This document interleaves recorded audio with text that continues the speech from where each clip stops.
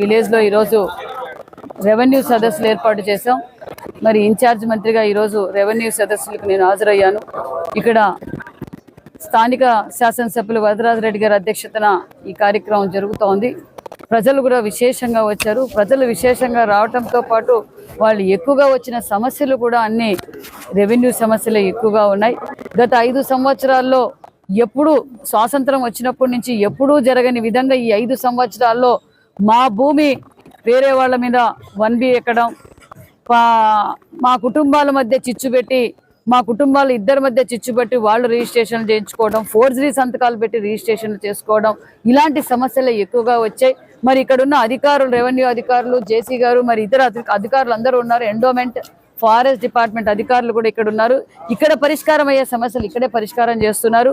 కొన్ని సర్వే చేయాల్సిన సమస్య కూడా సర్వే కూడా ఈరోజు వెళ్తున్నారు. ఇక్కడ పరిష్కారం కాని సమస్యలు 45 రోజుల్లో పరిష్కారం చేస్తామని కూడా మేము తెలియజేస్తున్నాం. ఈ రెవెన్యూ సదస్సులు రాష్ట్ర వ్యాప్తంగా జరుగుతున్నాయి. ఇది మంచి ప్రభుత్వం అని చెప్పడానికి ఇది ఒక నిదర్శనం అని తెలియజేయాలి. ఎందుకంటే ముఖ్యంగా ఈ రెవెన్యూ సదస్సులు ఏర్పాటు చేయడం బడుగు బలహీన వర్గాలందరికీ, ప్రజలకు ఒక నమ్మకం. మా గ్రామంలోనే రెవెన్యూ సదస్సులు పెట్టడం వల్ల మా సమస్యలు ఇక్కడే పరిష్కారం అవుతాయని చాలా మంది, చాలా మంచి ప్రభుత్వం మంచి నిర్ణయం తీసుకున్నారు. మరి రెవెన్యూ శాఖ మంత్రి గారికి మరియు ముఖ్యమంత్రి గారికి ప్రజలు కూడా ప్రత్యేకమైన ధన్యవాదాలు కూడా తెలియజేస్తున్నారు. మన రెవెన్యూ మంత్రి గారు ఒక కేబినెట్ లో ఒక విషయం కూడా తెలియజేశారు ముఖ్యమంత్రి గారికి. సార్, మనం గ్రీవెన్స్ ప్రతి సోమవారము ప్రతి కలెక్టరేట్ లోనూ మనం పెడుతున్నాము, ప్రతి నియోజకవర్గ హెడ్ క్వార్టర్స్ లోనూ పెడుతున్నాం సార్. ఈ సమస్యలు సోమవారం ఒక రోజు పెడితే సరిపోదు సార్. ప్రతి గ్రామంలోనూ రెవెన్యూ సదస్సులు పెట్టకపోతే ప్రజలు చాలా ఇబ్బంది పడుతున్నారు. మేజర్ ఇష్యూస్ రెవెన్యూ సమస్యలోనే ఉన్నాయని ముఖ్యమంత్రి గారి దృష్టికి తీసుకెళ్లి ఈ రెవెన్యూ సదస్సులు కూడా ఏర్పాటు చేశామన్న విషయాన్ని కూడా మీకు తెలియజేస్తున్నాం. మరి ఇది ఒక మంచి ప్రభుత్వం అని చెప్పడానికి ఇది ఒక నిదర్శనం.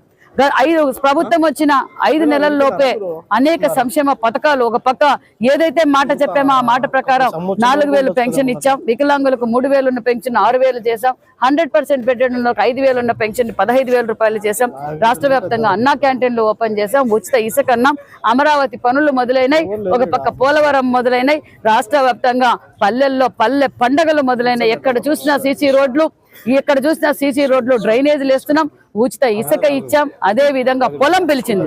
రైతుల పక్షపాతి ప్రభుత్వం అని చెప్పాలి. గత 5 సంవత్సరాలుగా రెవెన్యూ అధికారులు ఎక్కడున్నారో, మంత్రులు ఎక్కడున్నారో, ఎమ్మెల్యేలు ఎక్కడున్నారో, డిపార్ట్మెంట్ ఎక్కడుందో కూడా తెలియని సమయంలో ప్రజలు వాళ్ళు కూడా ఈ రోజు అధికారులు కూడా పరుగులు పెట్టిస్తున్న ప్రభుత్వం ఎన్డీఏ ప్రభుత్వం అని కూడా మీకు తెలియజేస్తున్నాం. గత ప్రభుత్వం దాచుకోవడం తప్ప చేసింది లేదు. ప్రజల్ని అప్పుల పాలు చేసిన ప్రభుత్వం ఏదంటే గత ప్రభుత్వం అని కూడా మీకు తెలియజేస్తున్నాం. రాయలసీమ ద్రోహి అని చెప్పాలి జగన్మోహన్ రెడ్డి గారిని. ఎందుకంటే ఆ రోజు 3 రాజధానులు అని చెప్పి 3 ముక్కలాట ఆడారు. మరి రాయలసీమకు మరి హైకోర్టు బెంచ్ తెస్తానన్నారు. మరి ఏమైనా తెచ్చారా అంటే నేను రాయలసీమ పులిబిడ్డ అన్నారు. రాయలసీమ ద్రోహి జగన్మోహన్ రెడ్డి గారు అని మరొకసారి మీకు తెలియజేస్తున్నాం. మరి ఇక్కడ తెగిపోయిన అన్నమయ్య డ్యాం, ఆయన ప్రభుత్వంలో ఉన్నప్పుడు, ఆయన ముఖ్యమంత్రిగా పనిచేసినప్పుడు అన్నమయ్య డ్యాం తెగిపోయింది. అన్నమయ్య డ్యాం ఎందుకు తెగిపోయిందని ఇక్కడున్న ప్రజలందరికీ తెలుసు. సుమారుగా 42 మంది చనిపోయారు. ఆ 42 మంది చనిపోతే పరామర్శించడానికి కూడా రాని ద్రోహి రాయలసీమ ద్రోహి జగన్మోహన్ రెడ్డి గారు అనే విషయాన్ని కూడా మీకు తెలియజేస్తున్నాం. మాది మంచి ప్రభుత్వం. ప్రజలు ఏ నమ్మకంతో అయితే మాకు ఓటేశారో ఆ నమ్మకాన్ని మేము నిలబెట్టుకోబోతున్నాం అనే విషయాన్ని కూడా మీకు తెలియజేస్తూ, ఒక పక్క రైతన్నులకు, ఒక పక్క మహిళలకు, ఒక పక్క యువతకు, ఒక పక్క పారిశ్రామికంగా సంపద సృష్టించడం తెలుసు, సంక్షేమ పథకాలు ఇవ్వడం తెలిసిన ఘనత మాన్యశ్రీ ముఖ్యమంత్రి చంద్రబాబు నాయుడు గారు అని కూడా తెలియజేస్తూ, మరి రాయలసీమకు కూడా డ్రోన్ హబ్ కూడా మన రాయలసీమకి రావడం, మరి హైకోర్టు బెంచ్ రావడం, మరికొన్ని పరిశ్రమలు కూడా మన రాయలసీమకే వస్తున్నాయన్న విషయాన్ని కూడా మీకు తెలియజేస్తూ, ఇప్పుడు రాష్ట్ర వ్యాప్తంగా ఎక్కడ పరిశ్రమలు కనపడినా అది కనిపించేది మాన్యశ్రీ ముఖ్యమంత్రి చంద్రబాబు నాయుడు గారే. గత 5 సంవత్సరాల్లో వచ్చిన పరిశ్రమలు పారిపోయేలా చేశారు గత ప్రభుత్వం వారు. దాచుకోవడం తప్ప చేసింది ఏమీ లేదన్న విషయం మీకు అందరికీ తెలుసు. ఇది ఒక మంచి ప్రభుత్వం. ఏదైతే మాట చెప్పారో ముఖ్యమంత్రి గారు ఆ మాట నిలబెట్టుకోబోతున్నాం అన్న విషయాన్ని కూడా మీకు తెలియజేస్తున్నాం.